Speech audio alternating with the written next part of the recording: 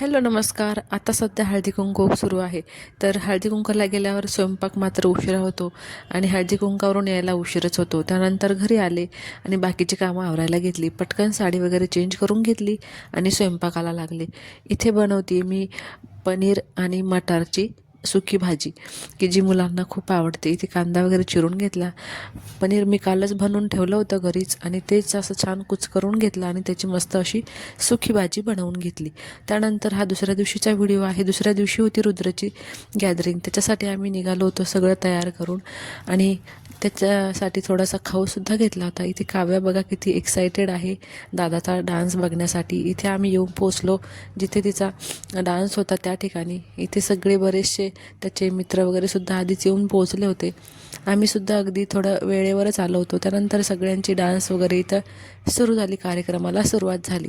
रुद्राचा dance खूप उशिरा होता आणि तोपर्यंत आम्ही या चिमुकल्यांचे छान असे मस्त डान्स बघत होतो. त्याची गॅदरिंग झाल्याच्या नंतर घरी आलो आणि आम्हाला गावाकडे जायचं होतं, कारण आज आमच्या गावाकडे होता खंडोबाचा भंडारा. त्यासाठी आम्ही इथे आलो होतो.